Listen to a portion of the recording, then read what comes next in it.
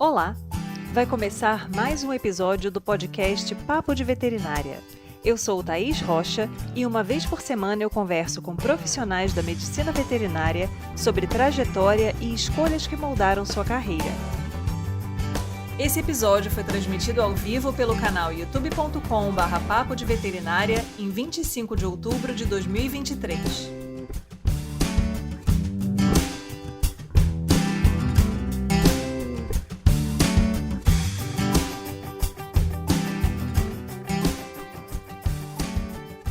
Nesse papo com o professor Didier Cagnini, conversamos sobre como a trajetória na medicina veterinária não precisa ser linear, sobre como as percepções dos colegas sobre as suas habilidades podem contribuir para que você entenda qual pode ser o seu caminho profissional, sobre a importância de ser proativo, prestativo e aberto ao que a vida nos apresenta e até sobre família, paternidade, maternidade, pressões sociais e pessoais quanto a mostrar serviço. E ainda teve perguntas sendo respondidas ao vivo. Quer saber mais sobre a área de patologia veterinária? Então vem com a gente. Então seja muito bem-vindo, Didier. Boa noite, muito obrigado pelo convite. É um prazer participar aí desse programa que eu já via pela internet aí algumas vezes. Maravilha. Vamos começar do começo, então? Como é que foi a escolha pela medicina veterinária? Sim. Bom, a medicina veterinária foi aquela coisa de infância, mas não foi nem, assim, já para antecipar, né, o que muitos já devem ter dito no canal e outras vezes, é que justamente não tem trajetória retilínea nenhuma. É cheio de curvas, cheio de plot twists, né, de viradas e tal. Toda a minha infância e adolescência, fui sempre conduzido para ser jogador de futebol. Tinha nada a ver com medicina veterinária. Mas eu, quando criança, sempre gostei de bicho. Sempre aquela coisa de gostar de bicho, gostar de bicho, gostar de bicho. Quando chegou lá no final, né, naquela reta de 16 anos lá, e meu pai não deixou eu ir embora para jogar bola, seguir essa vida, eu digo, então vou fazer veterinária. E aí comecei a estudar para fazer veterinária. Na época eu conheci a Universidade Federal de Santa Maria por ter ido jogar futebol lá. Tem dentro da universidade um estádio. E eu fui disputar campeonato lá, joguei algumas vezes. E aí por isso que eu digo, Santa Maria eu conheci. E depois fui numa dessas feiras das profissões também e vi que era uma universidade muito boa e a veterinária era muito respeitada. E digo, não, eu vou fazer veterinária e vou fazer ali. Botei na minha cabeça que ia ser isso aí. É uma coisa que, inclusive, surpreendeu, vou dizer, 99% dos meus colegas foram surpreendidos pela minha escolha. Mas todo mundo achava que eu ia fazer direito. E eu acabei indo para veterinária e não tenho dúvidas que foi a escolha certa. Sim, e é bem bacana, né? Porque foi o que você comentou, esse histórico de que a pessoa, né, a criança gosta de animais e tem essa afinidade pela medicina veterinária, ela é bem comum na nossa profissão. Nem toda criança chega a ser médico veterinário, mas essa fala é bem frequente, né? Agora, a questão do jogador de futebol é novidade para mim, então achei bem interessante também. Não, eu joguei em todas as cidades, era aquela coisa do cara que era o menino que todo mundo falava, esse aí vai ser profissional, esse aí vai ser profissional. Só que chegou na hora lá e foi para outro destino. Maravilha. E aí, Didier, como é que foi durante a graduação você imaginar em qual área você gostaria de atuar? Porque geralmente a gente entra na medicina veterinária com uma visão um pouco estreita do que o médico veterinário faz. Bastante estreita. Sim. E aí, como é que foi essa trajetória para você? Olha, eu acho que como quase que todo mundo, assim, entra com aquela ideia de que, sim, veterinários trabalham com grandes, veterinários trabalham com pequenos. Veterinários das outras áreas não existem, né, dentro do senso comum, salvo pessoas que estão dentro de famílias, que já têm uma cultura maior, né, da área médica, seja veterinária ou da medicina veterinária. As demais pessoas têm essa visão estreita mesmo, e a minha não era diferente. Eu cheguei na faculdade, e aí, criado lá na fronteira oeste do Rio Grande do Sul, divisa com a Argentina, onde aquela questão de exército era muito forte, na minha ideia, assim, não, eu tinha que entrar na veterinária e aprender a trabalhar com cavalo para tentar ser veterinário do exército. né? E tanto que eu entrei e não servi, era no ano que eu deveria servir, e eu adiei o meu serviço durante todos os anos na faculdade com essa questão de repente, lá no final, quando eu me formo, aí eu já sirvo como um oficial, né? Aí logo que eu entrei, comecei a fazer as disciplinas, né, de anatomia e tal, eu fui descobrindo, como provavelmente é para a maioria das pessoas, que existe muito mais do que eu imaginava, uma ampla gama de opções, de funções, né, que o médico veterinário pode fazer. E foi, inclusive, dentro disso, um longo percurso até chegar na área de patologia também, não foi direto. E quais foram as experiências que você considera que foram importantes para você conseguir um direcionamento durante a graduação? Porque eu acho que existe uma variação um pouco grande em como o aluno encontra as oportunidades de iniciação científica, Sim, monitoria, estágio. Às vezes é uma questão de, os amigos, né, acabam te levando.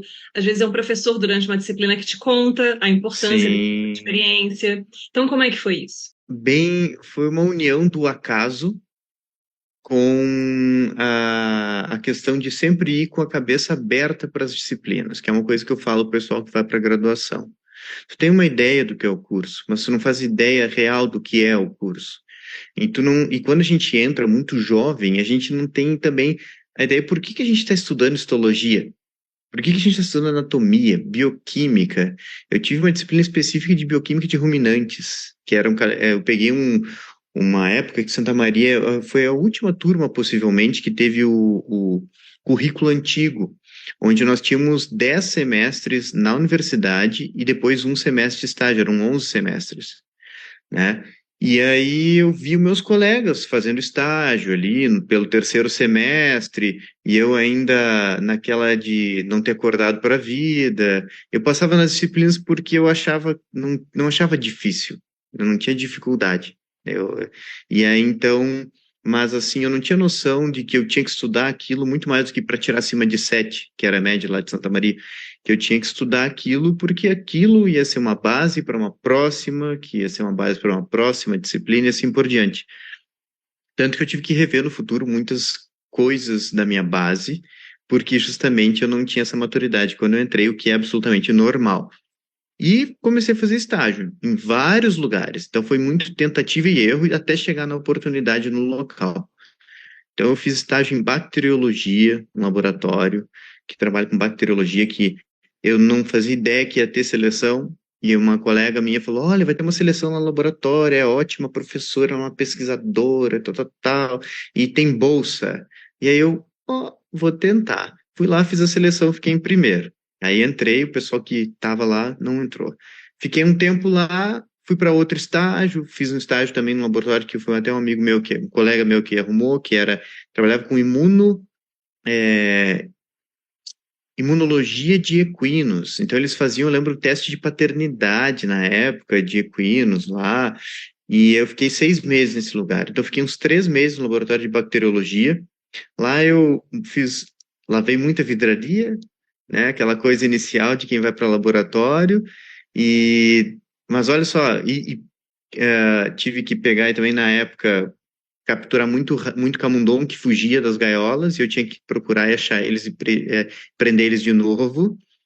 Ah, pintei armário, lixei armário, pintei parede, inclusive que estavam todas, tinha umas paredes que estavam meio ruins lá no laboratório. Professor, alguém pode pintar? Eu falei, eu posso. E aí ficava lá eu pintando às vezes manhãs e manhãs, na época com até uma TVzinha assim pequenininha do lado, vendo a Copa de 2002 e pintando parede no laboratório. Então a gente fazia muito mais também do que não tinha um contrato assim, eu vou ser do laboratório, só vou fazer coisas técnicas do laboratório.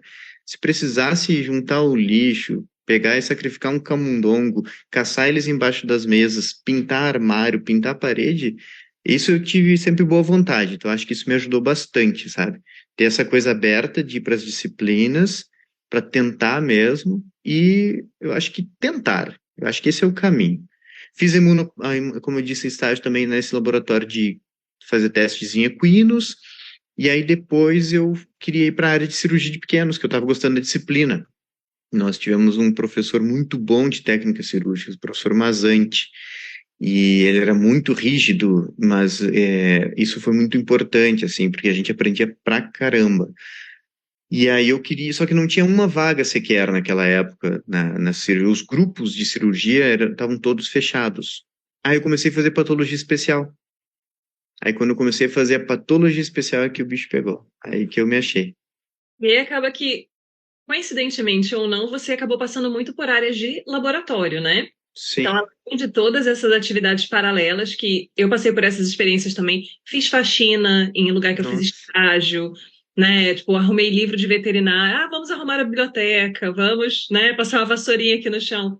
E eu acho que tem um pouco dessa coisa, né, de talvez hoje em dia a maioria das pessoas não aceita muito isso como parte, né, ali dessa convivência, né, e até de É, você mostrar que você está aberto a ajudar de uma maneira mais ampla e às vezes na hora da oportunidade vão lembrar do cara que estava pintando a parede, não do outro que ficou sentado lá porque não estava fazendo é. nada e não leu o livro, não aproveitou, não fez nada. E aí, o que que você pensa assim? Você já pensou em relacionar, por exemplo, alguma característica sua pessoal, que talvez tenha ajude nessa afinidade pelas áreas relacionadas ao laboratório, à patologia, porque eu vejo que a gente tem muito essa ligação que às vezes é um pouco oculta, né? A pessoa Uhum, sempre se encaixa bem numa área, mas ela nunca parou para pensar, tipo, não, mas é porque realmente eu gosto desse trabalho metódico, eu gosto dessa coisa sequencial, né? Eu sim. gosto dessa questão, né, de fazer o registro, né? Enfim, ou de ir para campo fazer uma necrópsia. Então, o que que você Sim. consegue correlacionar nesse sentido? Não, isso que tu falou é muito verdade. Voltando um passinho à frente antes de chegar no ponto específico, de fazer coisas a mais, né?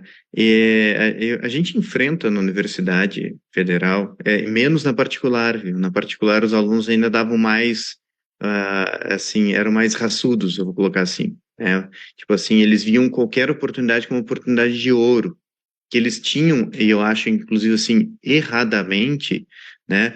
Muitos tinham uma certa síndrome de se diminuir, sabe? Eu lembro quando eu era residente lá no Nesp, chegava alguns alunos estagiários, chegavam assim, eu estudo em tal lugar. Quando era particular, eles até baixavam o tom de voz para falar assim, e aí eu falava para eles, por que tu tá falando assim, cara? Né? Então, assim, a maioria dos melhores estagiários que a gente teve na Unesp na época que eu fui residente eram os de particulares. Porque chegava às vezes um cara que era da USP, ou da Unesp, ou da Federal de tal lugar, o cara chegava com uma banca que nem era dele, que ele nem conquistou, e uma banca que a gente sabe pela experiência, né, que os maiores profissionais que a gente conhece não têm, que são as pessoas mais simples, né? Então, essa questão para os jovens que estejam escutando, né, ou postulantes a graduandos, ou até pós-graduandos, assim, ó, baixa a bola, vamos ser mais simples, sabe? Vamos ser mais simples. Essa história de doutor, antes é todo mundo gente, vamos se ajudar. Lá na Unesp, então, nós no doutorado, a galera pegava e limpava direto as baias dos animais, passava a noite cuidando de bicho da clínica de grandes e a gente nem tinha responsabilidade. É porque o nosso professor era da clínica de grandes, o orientador do laboratório, e aí tinha um animal ali, a gente não ia deixar o animal, não tinha um plantão na época, e a gente ajudou mais de uma vez. Então, assim, né, vamos, cara, ajuda, porque isso vai contar nos detalhes. E isso eu falo para os alunos aqui. Olha, aquele aluno que faz esse extra é aquele aluno que eu mando para onde quiser, que eu tenho certeza que não vai me fazer passar vergonha. O cara que só quer a boa, eu não dou minha carta de recomendação. Não dou minha carta, não arrumo estágio. Eu vi o não consigo, não sei, porque eu não coloco, sabe, o meu nome na reta por alguém que não se esforça no dia a dia aqui, que é a casa do cara, entendeu? E como que a característica tu perguntou, né? A característica, eu acho que principal que me levou para, eu acho que isso une a todas as pessoas de laboratório. Gostar de coisas metódicas, isso é uma delas, ser metódico, né? Mas a questão da curiosidade, sabe? Daquela coisa CSI, daquela coisa de investigativa. Tanto que, assim, eu gostei muito da cirurgia. E eu gostava de fazer cirurgia e fazia cirurgia, assim, ah, bem. Fazer cirurgia bem. Tinha bastante habilidade manual. talvez do esporte, isso também. Mas, quando eu vi a primeira autópsia, foi a professora Dominguita Luiz Graça, que fez a DOME, né, que é uma sumidade, né, dentro da patologia veterinária, hoje aposentada, mas que formou muitos dos patologistas que estão aí pelo Brasil afora e pelo mundo afora, inclusive Estados Unidos, outros lugares. E eu assisti a primeira aula prática dela, e eu fiquei fascinado com aquilo, de pegar um corpo de um animal e tirar tudo aquilo de informação, fazer todo aquele trajeto, juntando os pedaços até chegar num desfecho final. Aquilo me fascinou. Eu vi, nossa, eu vou ter coisa para estudar para o resto da minha vida e não vou enjoar. Que era uma coisa que em outras áreas eu ficava um pouco assim, sabe, entediado pela repetição. Claro que na patologia tem repetição, porque o que é comum está aí acontecendo todo dia, mas sempre tem alguma coisa que te surpreende. E aí eu lembro que eu fiquei fascinado. E um mestrando na época, ele percebeu isso na aula prática. Que hoje ele mora já há mais de 15 anos nos Estados Unidos, trabalha lá no governo, por um laboratório no governo do Texas lá, o Fabiano Nunes de Oliveira. E aí ele viu essa empolgação toda e perguntou: quem quer tirar o cérebro? E eu. Daí fui lá tirar o cérebro. Aí fui lá empolgado, aquela coisa. E aí eu saiu da alma, assim, que eu falei para ele: cara, essa é a aula mais legal que eu tive até agora na faculdade, sabe? Falei pra ele assim, com tanta sinceridade que ele viu assim, já pensou em fazer estágio nessa área? Eu falei, não. E ele, tu gostaria? Eu falei, sim. E aqui que é o negócio, esse daqui só as pessoas que são próximas a mim que sabem dessa história. E agora todo mundo vai ficar sabendo. É pública. Ele perguntou assim pra mim, olha só o que ele falou, tu tem problema em fazer força e esforço físico? É, Logo um atleta. ele queria saber justamente o quê? Se eu tinha algum problema de pegar no pesado. Porque lá tu tinha que limpar a sala de autópsia, muitas vezes quem estava no plantão eram as pós-graduandas, e aí tinha ali, às vezes, 3, 4 bovinos numa tarde, então um braço a mais para fazer força, depois a gente tinha que picar todo o animal, colocar nos barris e arrastar os barris pesadíssimos para dentro da câmara fria. E aí ele me perguntou isso: tu tem preguiça, tem problema com fazer força e tudo mais? Eu falei, de jeito nenhum. Ele falou, imagina, eu fui criado de família de gente humilde, meu avô não aprendeu a escrever e ler, minha avó também não, sabe, era pedreiro, mecânico, caminhoneiro, viajei de caminhão, muitas vezes ajudando ele quando eu era criança nas minhas férias. Falei, claro que não. Falei, então, tá tendo uma seleção aí para estagiários, tem algumas pessoas interessadas, mas deixa que eu vou falar com o chefe. E aí ele foi lá, falou com o chefe, professor Cláudio Severo Lombardi de Barros, né, para nós o Claudião. E aí uma semana depois ele me chamou para fazer entrevista, eu fiz a entrevista e ele falou: "Quando que tu pode começar?" Falei: "Amanhã." "Tu pode começar?" Eu falei: "Claro." Então beleza. E aí comecei, fiquei 1 ano e meio lá no laboratório de patologia, 20 horas semanais. Isso era uma outra coisa legal de Santa Maria que não sei que permanece. A gente tinha aula só num período, o outro período era todo para fazer estágio durante a graduação. Então, assim, eu acho que eu saí bastante da tua pergunta, né? Mas eu acho que essa é a conversa. Até Sim. tu me poda, tá? Porque Não, senão fica tranquilo. Eu amo colegas, história. É por tá? isso que já tem mais de 100 falando aqui, entendeu? Que eu adoro uma história. É tipo, nossa, eu sou tipo um Forrest Gump, assim, dos Pampas, assim, sabe? Mas é Meus, bom. é, É bom porque, assim, às vezes tem coisas que a gente demora a juntar as peças da nossa história. Então, assim, você vem de uma família, né, com pessoas que são mais humildes, que tem essa questão de não ter medo do trabalho, uhum, não ter preguiça de trabalhar, não ter essa coisa tipo, isso aqui eu não faço, eu sou bom demais para isso aqui tá é, foda, isso nunca existiu né? até hoje. Então, isso assim, esse é o tipo de perfil de aluno, de estagiário, de residente, de pós-graduando que todo mundo quer, né? Uma pessoa que topa o trabalho independente do que ele seja, porque a gente passa muito tempo para chegar num ponto da carreira que você meio que ainda consegue escolher um pouco, tipo assim, isso aqui eu não estou mais afim de fazer, isso aqui, né, vou Sim, delegar para alguém. E até é, delegar é uma situação complicada, porque Eu não sei É, você, assim, mas eu já sei um pouco aquele apego, assim, tipo, eu não estaria fazendo desse jeito, né? Não era sim, exatamente isso que eu queria. é, Foi um treino que a gente faz também desse desapego, de tipo, né? Eu não sou epítome da verdade absoluta e só do meu jeito que tá bom, né? Mas é bem bacana, assim, porque a gente tem essa questão, né, da vivência da universidade. Então, eu não sabia que Santa Maria, durante o tempo, pelo menos teve essa possibilidade, né, de ter só meio período de aula. isso era fantástico.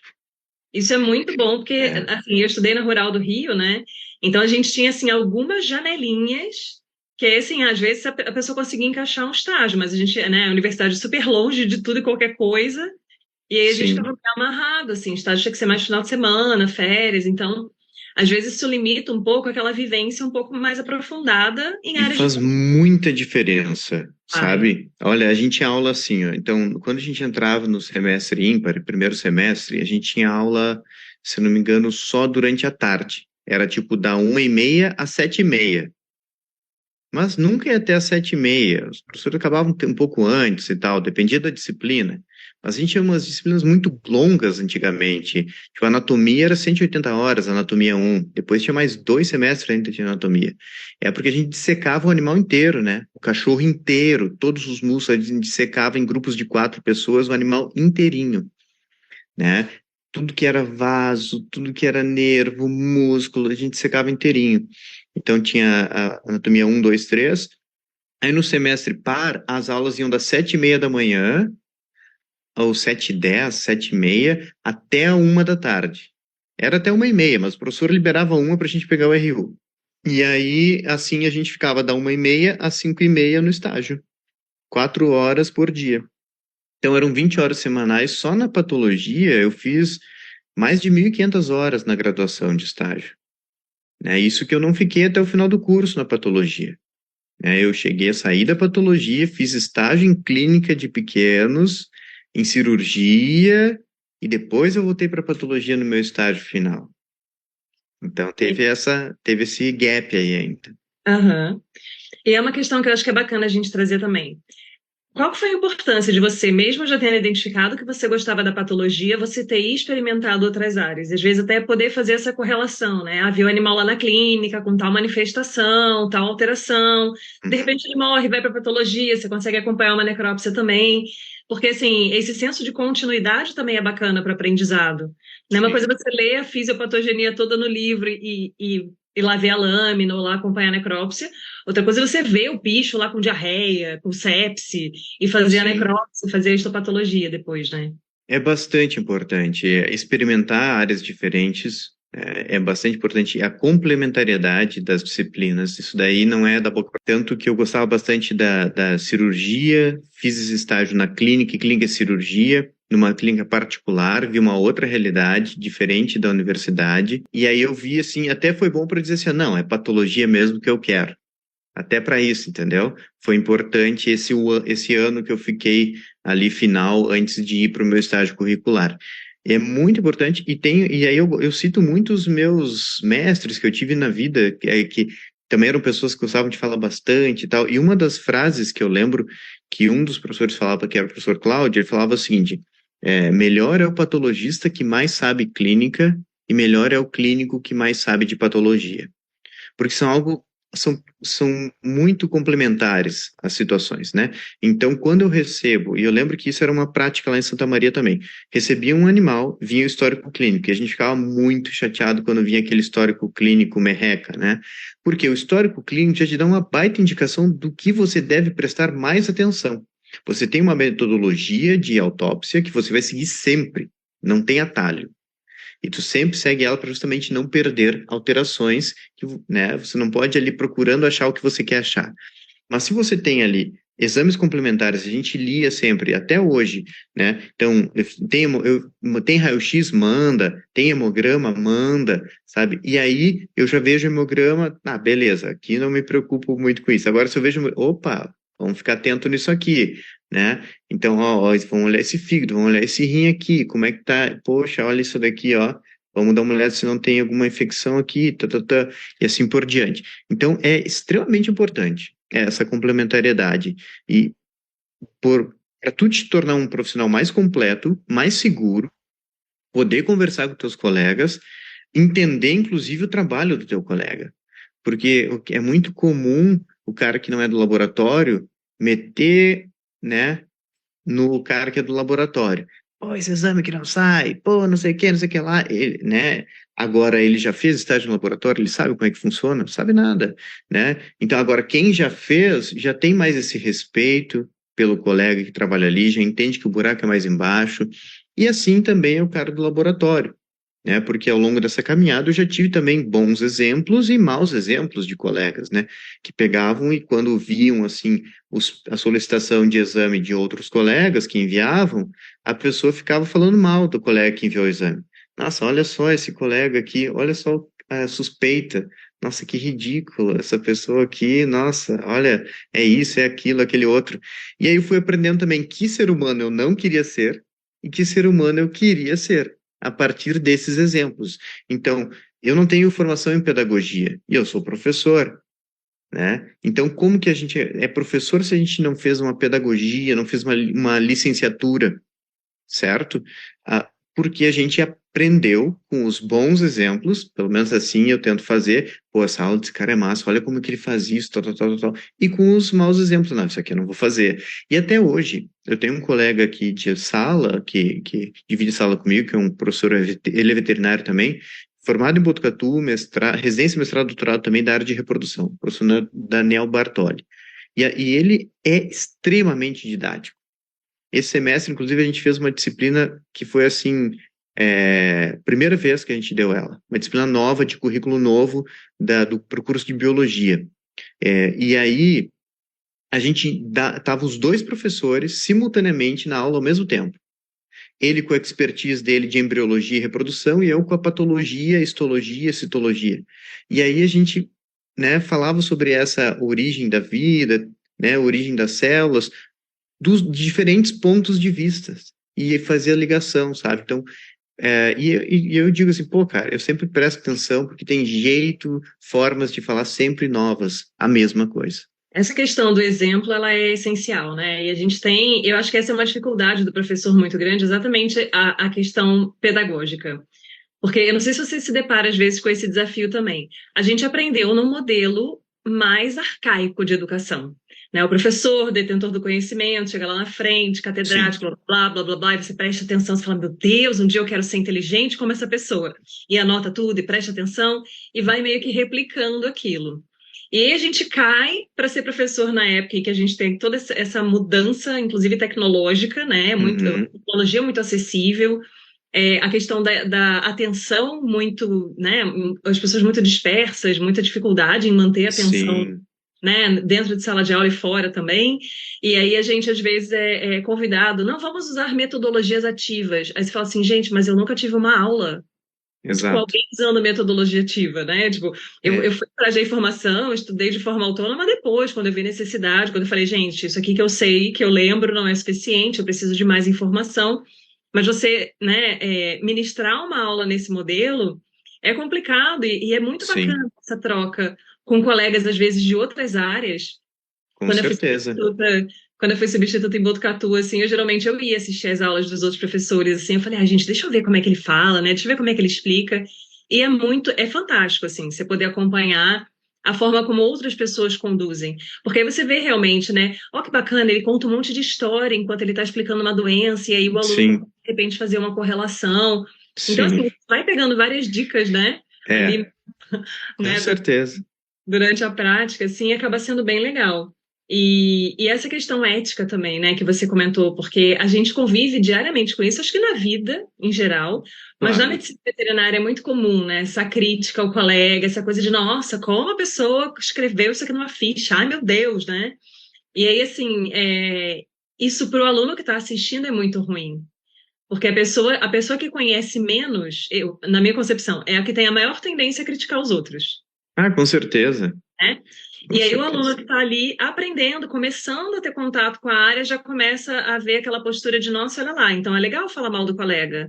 Nossa, então eu vou olhar com esse crivo de, eu não faria isso, então, obviamente, esse aqui está errado, certo sou eu, né? Uhum, Essa questão ética dentro da nossa profissão é um pouco complicada ainda, né? Um pouco desafiadora, assim. Sim, eu acho que a gente tem que amadurecer nisso, né? Eu acho que vem amadurecendo, mas eu acho que tem que continuar esse processo, que inclusive tem a ver com a própria valorização da nossa profissão.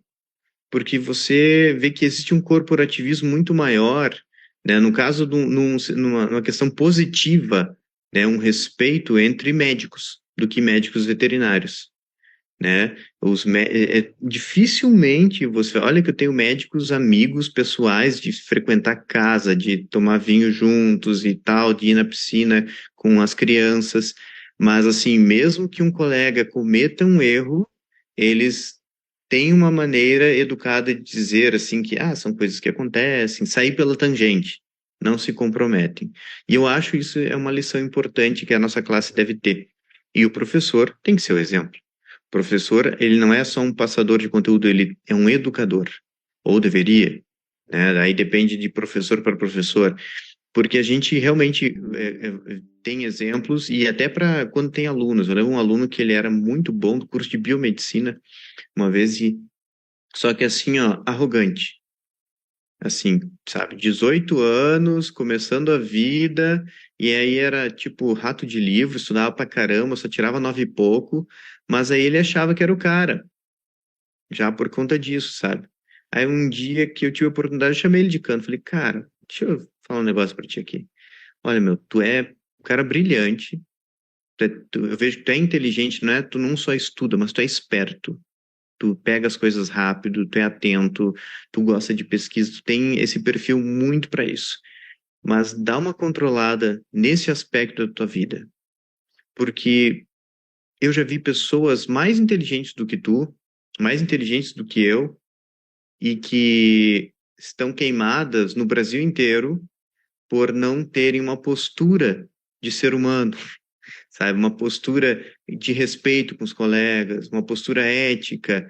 Então, é nisso que eu digo, a gente aprende no caminho, né? E eu já fui um cara muito mais assim, eu tinha uma postura quando eu cheguei em Botucatu que os meus colegas até hoje me zoam por causa disso. Era meio que um robozinho, sabe? Era tipo assim, eu tenho uma função, eu tenho que executar e tal, tal, tal. Então eu tinha uma comunicação muito direta, talvez até por uma característica da minha criação no sul e tal. E quando eu cheguei, isso gerou estranheza em muitas pessoas. E eu fui tido como arrogante por vezes, ou muitas vezes que eu me achava, ou isso e aquilo, mas as pessoas que viviam comigo sabiam que não era assim. E todas as que tiveram essa ideia e depois conviveram, viram que não era assim, que era uma forma de comunicação que eu não tinha trabalhado. E aí eu fui percebendo isso, graças a esses meus amigos que me falaram e eu tive ouvidos para ouvir, né? Muitos deles são professores em federais, em outros lugares. Eu digo que eles foram me educando, foram me dessensibilizando, ou foram me sensibilizando, né? E eu fui aprendendo, inclusive, a lidar melhor com as pessoas, sabe? Que eu tinha coisas a melhorar nesse aspecto. E, e venho melhorando ao longo dos anos, estou bem melhor hoje e certamente tenho coisas ainda para melhorar. Mas quem me conhece hoje, 2023, e me conheceu em 2012, a pessoa fica assim: o que que aconteceu? Nossa, teve até uma colega aqui na PAV de 2017, ela me falou isso, ela assim, ó, olha, eu vou ter que falar. Não sei se tu vai gostar ou se tu não vai gostar, eu vou ter que falar. Eu não sei se foi a tua esposa, Eduarda, que a minha esposa é psicóloga, se foi o que que foi o convívio, o que que aconteceu na tua vida, mas tu tá muito melhor. Tu é uma pessoa muito mais legal hoje. Teve uma época da minha vida que eu tive medo de você. Você era muito duro, muito rígido. E aí eu digo, é verdade, é verdade.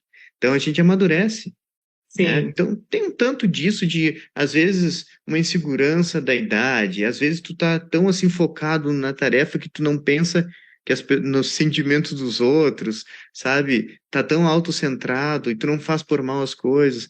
Mas aí tu vai aprendendo, tu vai vendo assim que tem muito mais coisa importante na vida do que saber um conteúdo, ou saber isso ou aquilo. Eu costumo dizer que eu sabia coisas na época que eu estava na residência e no mestrado, que eu sabia coisas de cor. Estava sempre lendo livro, e quando me perguntavam alguma coisa, isso está em tal livro, fica assim, ó, lá, tinha algumas coisas que eu sabia a página, era bizarro, assim, sabe? E hoje eu não sei nada disso, e tá tudo bem, porque eu não Uhum. preciso saber, a Sim, maturidade diz assim, ó, não, eu sei, eu tenho ideia do que é, eu sei onde procurar, eu vou lá e olho. Não vou gastar lugar do meu cérebro, no meu tempo de vida com isso, energia, sabe? Então, sim. eu acho que o professor também tem essa tarefa de passar essas dicas para os alunos, assim, ó, pegue mais leve com vocês, não fique se comparando com os outros, vejam como vocês eram, como vocês são, o que vocês estão progredindo, sabe? Porque essa foi uma coisa que eu sofri, eu vou falar para ti aqui, eu sofri por mais de anos na minha vida porque eu ficava assim, ó, nossa, eu não sei estudar direito, como é que eu tenho que estudar, não sei o quê, né? E o negócio é vai e faz. E daí tu vai ao longo do caminho, tu vai te descobrindo. É assim que funciona, essa é a verdade, sabe? Não existe um cursinho que tu vai fazer em um mês e tu vai te transformar num outro ser humano. As Uhum. pessoas que estão, às vezes, na universidade, que já entram, que dizem assim, nossa, aquele colega, olha como ele estuda, olha como ele é organizado, olha como ele é disciplinado. Ele já vem desde criança. Às vezes o cara nasceu com isso, né? Mas a maioria das vezes não é assim. A pessoa ela foi sendo treinada ao longo da sua infância, a escola que ela fez, os pais que ele teve. Qual é o ponto de partida de cada pessoa dessas? Sim. Né? Quando cheguei na universidade, eu não sabia o que era verbo to be. Era uma ignorância completa. E aí chegou um professor lá, Eduardo Flores, professor de virologia, um cara super bom na área de virologia, largou um texto de influenza aviária em inglês pra gente. Falou assim, ó, próxima semana eu vou fazer perguntas aleatórias para a turma sobre esse texto. Não era muito grande, eram 3 páginas, mas eu não sabia nada de inglês. Agora tu imagina se eu faço isso hoje com os meus alunos e digo assim, ó, tá aqui esse texto, semana que vem. Eles põem no Google Tradutores, né? Tem esse problema. Aham. Mas se fosse hoje e não existisse Google Tradutor, né? As credo, ia ser ouvidoria, xingamento, iam fazer de tudo, sabe? Motim Iam, na porta da universidade. rezar para que eu adoecesse, sei lá, ia ser um caramba quatro. Entendeu? O que que eu fiz? Eu tenho até hoje guardado esse trabalho. Eu peguei o trabalho, peguei um dicionário que eu tinha ganhado da minha irmã mais nova, que ela ganhou numa rifa, dicionáriozinho daqueles assim, ó, e fui palavra por palavra, assim, ó, e tentando entender o que falava, depois que eu fui no meu limite, que eu vi que tinha coisas que precisava de alguém, aí eu perguntei para um amigo meu, quem que lá da faculdade, colegas meus que já tinham inglês, já tinha gente que tinha terminado inglês, não tinha mais o que fazer. Eu terminei todo o Wizard, eu terminei todo o Yazid, e falava fluentemente. Aí a pessoa me ajudou, não, isso daqui, quando junta assim, significa isso. Eu lembro que uma das palavras que eu aprendi nesse trabalho foi baleia, em inglês, whale. E eu nunca mais esqueci essa palavra. Foi essa vez que eu aprendi. Aí eu disse, poxa, tem que entrar num cursinho de inglês. E aí peguei o dinheiro que eu tinha, comecei a ganhar bolsa de IC e botei no inglês. E é 70% do meu dinheiro da bolsa de IC no inglês. São todos aqueles aspectos, assim, que muitas vezes as pessoas não têm conhecimento, não percebem, e que são super importantes para a formação. Então, assim, inglês é indiscutível, o quanto é essencial, né? É, Independente da área que você queira, independente de você não ir para a área acadêmica. sim. A questão, você estava falando, né, sobre essa questão da pessoa ser uma pessoa bacana, ser um ser humano bom, né? E eu estava refletindo recentemente sobre o porquê, às vezes, uma pessoa ruim não pode ser um bom profissional. Porque às vezes a gente trabalha com pessoas, tem contato com pessoas e fala assim, não, profissionalmente eu não tenho nada o que dizer dessa pessoa, mas olha, pessoalmente é difícil, né? É, Aham, e aí tem essas questões de convivência, de ambiente, né? O que que a pessoa traz para aquele ambiente de convivência, com né? Aquele certeza. ambiente comum de trabalho, sei lá, onde todo mundo junto ali vai tomar um café, que às vezes vai, né, devastar as relações que poderiam se estabelecer ali. Né? Em vez Faz de ter uma muita relação diferença. harmônica, você ter uma pessoa que fica ali disseminando, né? Fofocando, enfim. Né? Todas essas coisas são bem complicadas de lidar, assim. Então a gente precisa também ter essa visão, né, de quem a gente é enquanto ser humano. E eu acho que quando a gente está na universidade, o foco acaba sendo tão grande no ensino técnico. Eu preciso aprender a teoria, a técnica, o método, né, e tal, que aí, às vezes, a gente se perde um pouco nessa coisa de, não, cara, quem eu sou? O que que eu estou Uhum. fazendo aqui? Quais são os meus padrões morais? Eu sei o que, que é ser um profissional ético, eu não sei onde eu busco essa informação. Então, a gente tem disciplina de deontologia, né, de ética, enfim, mas Hoje a gente tem, aluno na minha passa. época não teve.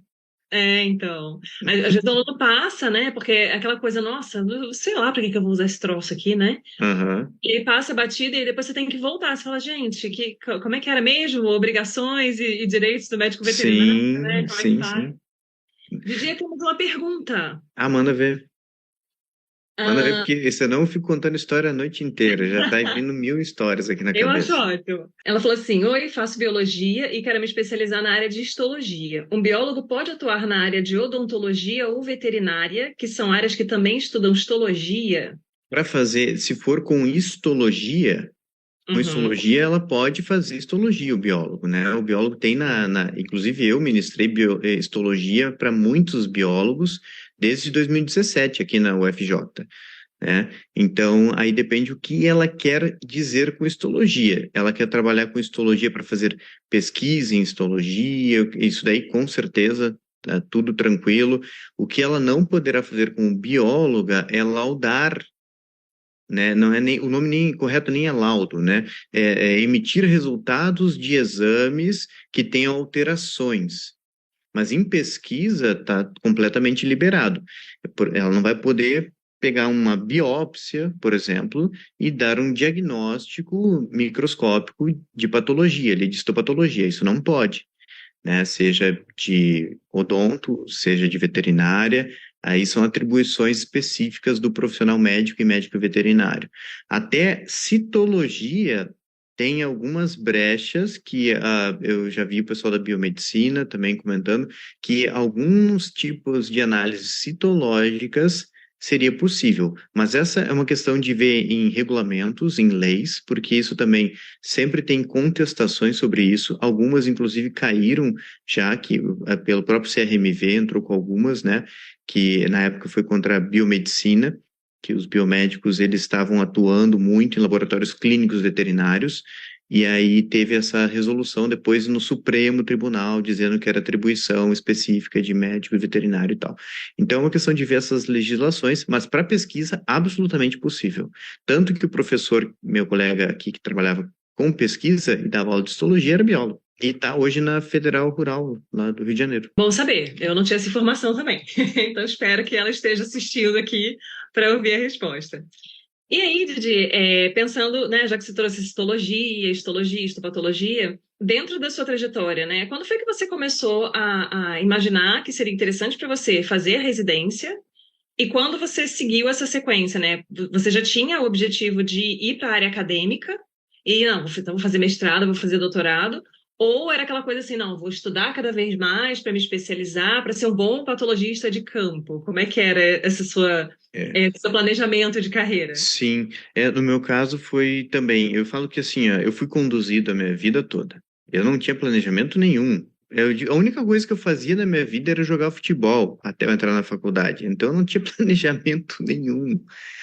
Então aí por isso que eu disse, se você não sabe, relaxa. Só seja uma pessoa legal, trabalhe bastante, se coloque à disposição que vai aparecer, sabe? Não tenha preguiça de estudar e de trabalhar. E seja legal porque aumenta a tua rede de conexões.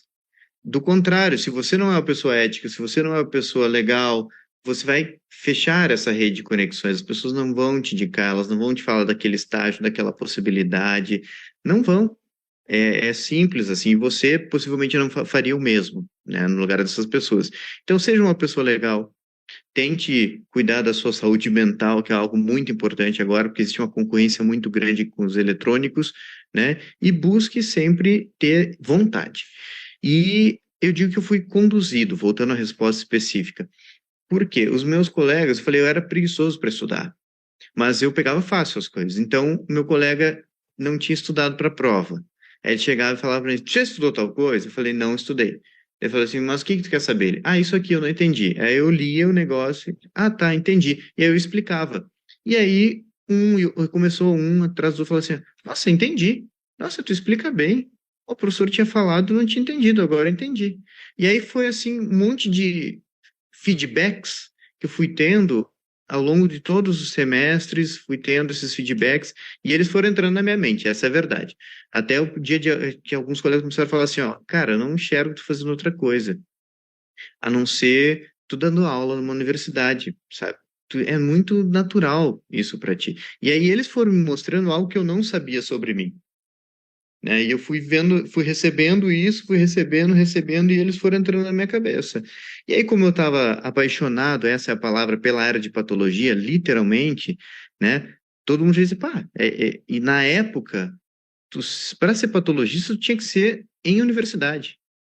Ninguém pensava na época, só para falar na época, para contextualizar o pessoal, eu fiz a graduação entre 2001 e 2006. Nesse período, gente, ninguém pensava assim, eu posso ganhar dinheiro mais do que um professor sendo patologista ou clínico ou anatomopatologista, né, tendo meu laboratório. Ninguém dizia isso pra gente. É tipo assim, a gente tinha que fazer o quê? Tinha que ser da universidade. E como eu tinha esse feedback, eu gostava, sabe? Porque a questão do professor tem um tanto de ego, vamos ser bem sinceros. Por quê? Tu vai explicar e tu vê que a pessoa entendeu aquilo ali, tipo, nossa, que legal. Tu fica feliz que a pessoa entendeu, sabe? Tanto que quando eu explico um negócio, a pessoa não entende, eu explico do outro jeito, do outro jeito, do outro jeito. E se não entra na cabeça da pessoa, eu desenho, eu conto história, eu até levanto o aluno e faço teatro, se for preciso, sabe? Para tentar enfiar na cabeça daquela criaturinha ali. Às vezes ela não tem uma base muito fraca, realmente, mas a gente tenta, de um jeito ou de outro, para ir ali. E aí, esse feedback, junto com a coisa que você quer ser patologista, você tem que estar na universidade, para mim foi natural. Eu tenho que seguir na academia, né? Eu já comecei na iniciação científica, já vi como é que funcionava. Eu era eu falo assim, o taradinho da sala de necrópsia, eu gostava de necrópsia, necrópsia, campo, campo, campo, necrópsia, né? Plantas tóxicas, muito, muito, era muito neuro e plantas tóxicas, que eu ajudava num projeto, na verdade eu era o único estagiário na época em Santa Maria por um ano e meio, eu fui estagiário sozinho, então eu ajudava todos os pós-graduandos, e tinha um projeto especial, que era o DX, que eram os cérebros do controle da BSE, da encefalopatia espongiforme bovina. E eles eram avaliados lá em Santa Maria. Era a doutora Ana Raquel que conduzia isso, e preferencialmente junto com o professor Cláudio Barros. Então, eu gostava muito de doença neurológica, né, por causa disso, e das plantas tóxicas, porque tinha muito estudo com isso lá. Então, ia muito a campo, a gente viajava bastante. E é isso que eu digo.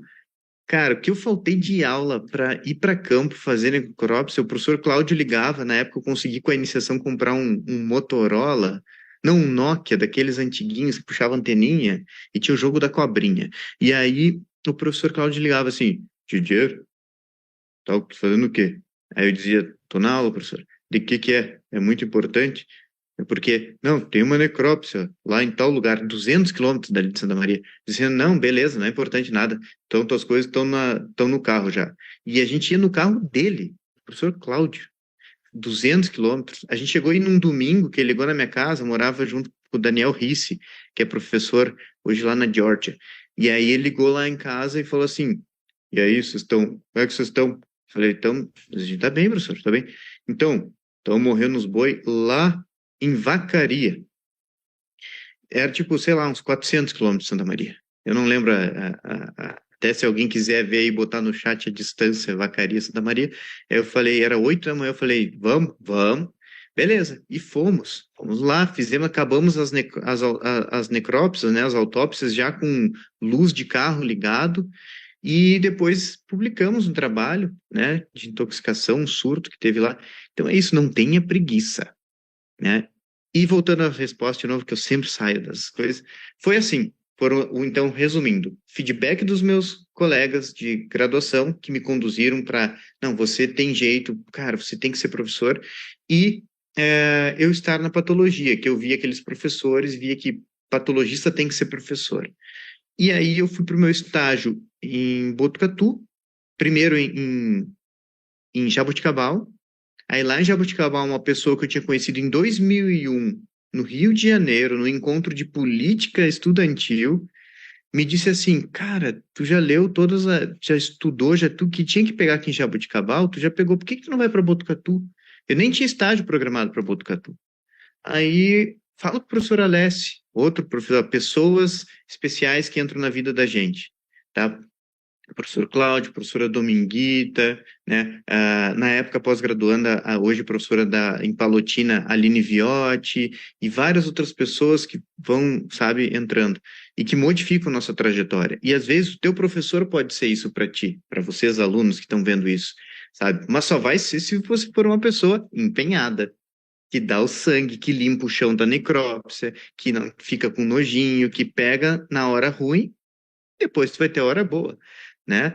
Então, aí eu falei com o professor Alessi e ele já tinha me convidado para fazer mestrado com ele. Ele falou: eu acho uma ótima oportunidade, porque aí você tem duas opções. Além de Santa Maria, você conhece uma nova rotina e às vezes você pode querer fazer residência lá, né? E nem fazer o mestrado aqui comigo, por exemplo.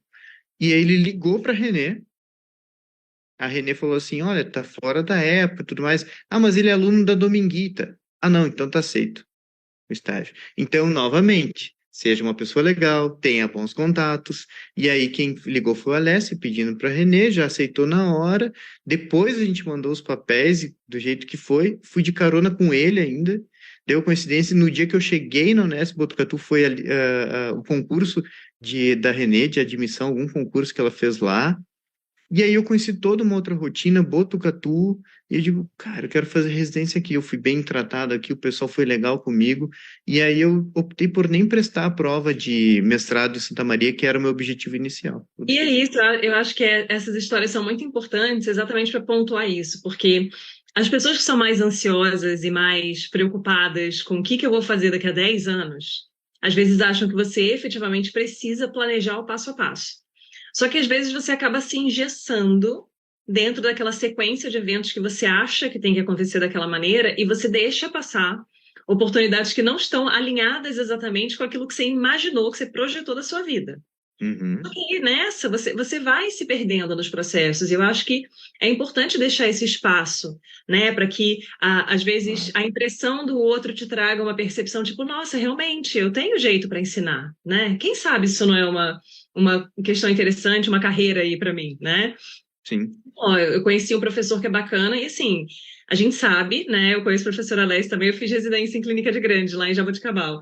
Ele é uma graça de pessoa, super querido, super acessível, mas a gente sabe que eles não faziam essa coisa de pegar o telefone para qualquer um, né? Não é qualquer estagiário que está lá que ele, não, peraí, vou pegar o telefone aqui. E principalmente essa atitude dele que eu achei lindo, né? Não, eu te convidei para fazer o mestrado aqui, mas pode ser que você goste mais de lá, é uma boa oportunidade, vai sim. Então, assim, Sim. eu acho que uma chave interessante também para você ver um professor que vai ser bom para você nesse aspecto é a pessoa que te dá asas, não a pessoa que te amarra ali do lado dele. Não, esse Exatamente. cara é Não, bom, eu quero ele aqui comigo, né? E aí, às vezes, que eu já vivenciei situações, não foram comigo, assim, mas com colegas muito próximos, de às vezes um orientador ficar fazendo uma pressão. Não, mas você vai embora e vai me largar aqui. Não, você não pode abraçar essa oportunidade incrível que apareceu no seu é, porque eu preciso de você aqui. Gente, pelo é. amor de Deus, né? Nesse aspecto, 3 pessoas foram muito importantes na minha trajetória. A professora Dominguita, professora Alessi e professora Renê. Essas 3 pessoas foram muito importantes, né, nessa trajetória, né?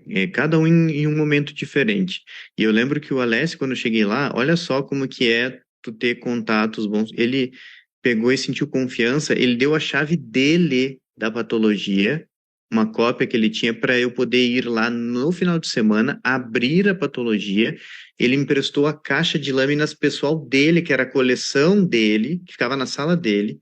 E aí eu ia lá sábado e domingo, eu caminhava dali, dava uns 3 quilômetros para ir, chegava lá, ficava horas estudando aquelas lâminas, fechava a patologia, guardava a caixa de lâmina na sala dele e pegava e voltava mais uns 3 quilômetros até onde eu estava ficando lá numa república, né? Foi até bom que eu perdi uns quilos nesse estágio aí, caminhando, né? E aí, bom, Santa Maria a gente caminhava 7, 9 quilômetros por dia. Lá era muito grande, né? E aí depois, quando eu fui para Botucatu, a professora Renê também me deu um monte dessas lições de humildade, de coloca o pé no chão, baixa as tuas asinhas, e ao mesmo tempo abriu tanta oportunidade. Eu trabalhei com gente de toda a veterinária praticamente lá, graças a Renê. Chegava alguém e dizia assim para ela: pô, tem um projeto assim, assim, assado. E ela falava: ah, eu não posso pegar, mas o Didi faz. Didi, como ela me chama, né? O Didi faz. Ah, mas tal coisa. Aí eu trabalhei com a professora Jane, do MI, trabalhei com a professora Oba, da reprodução, trabalhei com o pessoal da clínica de grandes, clínica de pequenos, de praticamente todos, só não trabalhei com o pessoal da inspeção. O resto trabalhei com todo mundo, porque ela viu que eu era esforçado, que eu não tinha preguiça. Terminava 6 da tarde na sexta-feira, o expediente lá em Botucatu, eu pegava e fazia o quê? Eu ficava lá cortando lâmina e processando material de mestrado de pessoas, e eu estava na residência. Ficava até às 9 da noite, eu ia no sábado e no domingo. Ah, bom, vou dar um exemplo disso daí, tá? Para não ficar contando muita história. Essa história é legal. Para você, assim, ó, tá? Eu vou tentar fazer ela curta. Era um feriadão, sábado até terça-feira. E era sábado. Liga para mim, ah, professor. Eu já não era mais residente. Não, eu era residente ainda. Eu era residente segundo ano lá da patologia. E liga para mim um professor da clínica de grandes, que eu já estava fazendo alguns projetos juntos, o professor Alexandre Secorum Borges. Trabalha bastante com neurologia de grandes animais e doenças genéticas, né? E aí ele ligou e falou assim: então, nós temos uma situação assim, assim, assada, né? Não, minto. Ligou a Renê, falando que o professor ligou para ela, dizendo assim: olha, o professor está com um caso de cavalo, doença neurológica, que morreu. E ele quer que coloque na câmara fria, mas não tem ninguém para abrir a patologia para ele. Você vai lá? Ficavam 7 quilômetros, 8 quilômetros onde eu morava, até a Rubião Júnior. Eu morava lá no bairro, passando o espetinho, quem é de Botucatu sabe, né? Indo mais para o Lajeado do que para Rubião. E aí eu digo: não, eu vou. Fui até lá, abri a sala de necrópsia para pôr na câmara fria o cavalo, né? Aí eu perguntei assim: professor, mas não é doença neurológica? É. Eu falei assim: o que tá... Daí ele falou: não, estou suspeitando dessas e dessas doenças, tal, tal, tal. Uma delas era West Nile, inclusive, é suspeita e tal. Eu falei assim: não, espera, não podemos deixar isso daí. Peguei e liguei para Renê. Renê, seguinte, tu autoriza eu tirar o sistema nervoso central desse animal aqui? Porque vai passar domingo, segunda, terça, não vai conseguir isolar nada daqui. Depois, histopatológico fica todo ferrado. Tu Autorizar autoriza? tudo, né? Primeira coisa que acontece. Isso Exato, é nervoso, né? exato. Aí ela falou: não, claro, se tu quiser, pode fazer. Eu falei: então deixa pra mim. Mas daí o caso é meu, o caso é meu, o caso é teu. Beleza. Peguei, fiz, coletei o material todo, coletamos os fragmentos para isolamento, fragmento para biologia molecular e tal. Resumo da obra: tem um trabalho na revista da OIE, que é o primeiro caso da cepa neuropatogênica de herpes vírus equino tipo 1. Foi esse caso, no Brasil. Esse trabalho tem três casos de herpes vírus, né, causando doença neurológica. Os outros dois são cepas não neuropatogênica. E desse sábado de manhã, foi o primeiro relato da cepa neuropatogênica, que é quando o vírus ele teve uma mutação de um nucleotídeo e ele se tornou muito mais neurotrópico, né? Que ele normalmente é respiratório, reprodutivo e tal. E aí a gente teve esse primeiro relato junto com o pessoal da USP lá, né? Que fez a parte toda molecular na época, isolamento, parte de virologia. Novamente, contatos, cada um faz a sua. Aí tudo mérito do professor Alexandre. E aí, desse sábado que não ia dar nada, saiu o primeiro relato dessa cepa causando doença neurológica em cavalo no Brasil. Então, talvez seja, eu acho que o melhor exemplo que eu possa dar na noite de hoje. Não vou ter melhor exemplo do que esse, eu acho, para dizer assim, ó, cara, não tenham preguiça, pelo amor de Deus. Deixa para ter preguiça quando vocês tiverem 80 anos de idade, sabe? E essa conexão com o patologista é extremamente importante. Eu lembro quando eu estava na residência lá em Jaboticabal, às vezes a gente atendia uns casos neurológicos e a gente ficava nessa também. Aí super amiga da residente da patologia, né? E eu conversava com ela, falava: a Geórgia. A Geórgia é muito. Geórgia, Geórgia é sim. maravilhosa. Eu falava, G, ó, eu acho que ele vai morrer e tal, né? Qualquer coisa. Tem como a gente fazer necrópsia depois do horário? A gente deixava tudo alinhado, assim, para ele Claro, poder a aproveitar gente, o material. sim, claro. Eu fui estagiário da Geórgia. Quando ela era É? R1, eu fiz meu estágio lá. Ela entrou no R1 e eu fui o primeiro estagiário dela lá. E Gente, depois, estudou lá em Jaboticabal, porque eu entrei junto na mesma turma que ela. então, Antes de você. quando ela foi R1, eu cheguei pro meu estágio curricular lá. Foi em março de Ah, 2006. é, E aí, exatamente. É. inclusive, uma outra coisa para tu ver como que a gente faz coisas que a gente nem espera, né? O professor Alessi pediu para eu fazer um relatório final de estágio, né, dos 2 meses que eu estive lá. E eu fiz um relatório final de estágio. Isso foi em 2006. Depois, em 2017, foi em Ribeirão, o Enapa... Não, 2019 foi em Ribeirão Preto, o Enapave, né? E aí eu encontrei lá o professor Alessi, ele até me deu o livro dele de presente na época, fiquei muito feliz. E aí ele falou assim, esse aqui então foi nosso estagiário lá, hoje, né, professor Didier e tal. Ele foi captado, né, por Botucatu, acabou não seguindo lá conosco, mas foi nosso estagiário. Aí a menina falou assim, esse aí é o Didier? Aí eu falei assim, ué, por quê? Falou, não, porque até hoje o modelo de relatório de estágio que é usado é o teu. Eu fiz um modelo que, da minha cabeça, Fantástico. em 2006, não, eu acho que deve ser assim, tal, tal, tal, tal, tal, tal. E o professor gostou tanto que aquele passou a ser o modelo de relatório de estágios da patologia, e isso era 2019, 13 anos depois. Então, como uma coisa que você faz lá atrás Faz pode diferença. né, lá na frente tu nem sabe, alguém que me conhecia o meu nome por causa disso. Uma coisa Sim. assim, bobeira para mim, né?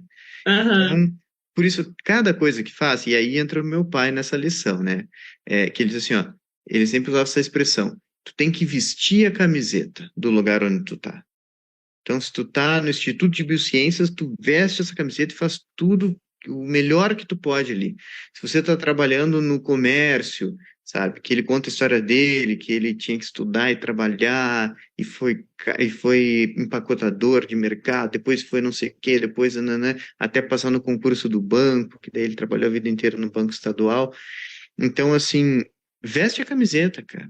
Depois tu vê que não é aquilo para ti, tu agradece a oportunidade, explica, vou buscar outras oportunidades, muito obrigado pela oportunidade, mas enquanto tá ali, tu dá o sangue da vida. E essa é uma questão, assim, talvez das maiores, que eu acho que é papo de que tá ficando mais velho, mas é verdade, galera. Vocês estão escutando aí, ó, né, assim, né, usando uma na moral, né?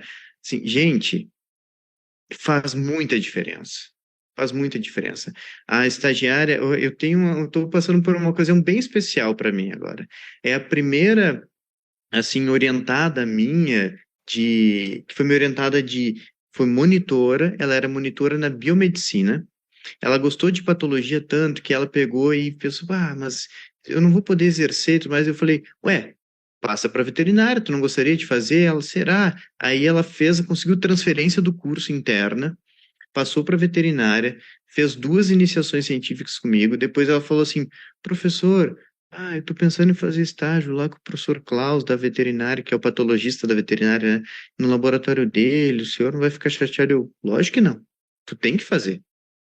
Vai lá, vive a rotina dele, aprende tudo que tu pode ir lá, e o que tu quiser tu volta aqui, tá sempre aberto. É lógico, é assim que tem que ser, porque eu tive quem me ensinou isso lá no passado. E ela teve essa experiência, foi monitora de patologia e tudo mais. E aí, quando foi agora para o estágio final, ela me convidou para ser o orientador dela do TCC, né? E ela, para onde que eu vou para o estágio? Quem sabe eu vou aqui, eu vou assim. Eu falei, não, tu vai para um lugar que tu vai ter um bom treinamento, que é uma pessoa legal, que vai te treinar bem e tudo mais.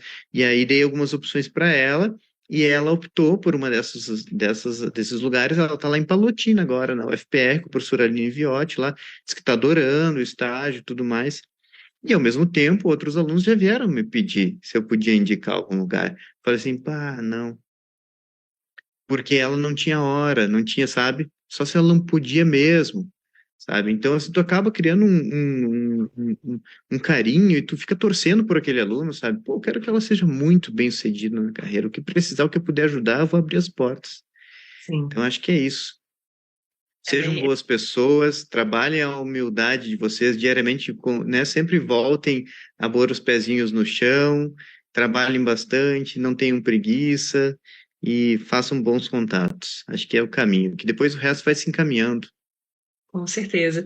E essa questão, assim, de você deixar portas abertas por onde você passa, é muito gratificante, assim, é uma experiência que, graças a Deus, eu tenho. Todos os lugares que eu voltei, eu sempre fui bem recebida. Nossa, que Legal. saudade de você! Então, assim, às vezes eu converso com pessoas que fizeram residência junto comigo, ai, que saudade de trabalhar com você. Isso faz muita diferença. É maravilhoso Muito. pro ego, lógico que é, não vamos mentir, né? Sim, A gente gosta de ouvir o elogio e tal. lógico. Mas, assim, é uma questão de você saber que você fez um bom trabalho e que você é uma boa pessoa que os outros querem ter perto. É. Aquela questão que a gente está trazendo, né? Isso faz muita diferença, No né? final é o que importa. No Sim. final, o que importa é quando tu estiver lá com teus 65 anos, lá, se aposentando, o que importa? Você publicou 120 artigos ou publicou 70? Ah, publiquei 70. Mas, assim, quantas pessoas você tocou quantas pessoas você, né, emocionou, quantas pessoas você teve contatos positivos, você de alguma forma contribuiu para a vida daquela pessoa, nem que seja um dia que ela se divertiu estando junto contigo. Então, assim, tem coisas que pesam muito mais do que outras, e a gente vai aprendendo isso com o tempo, né?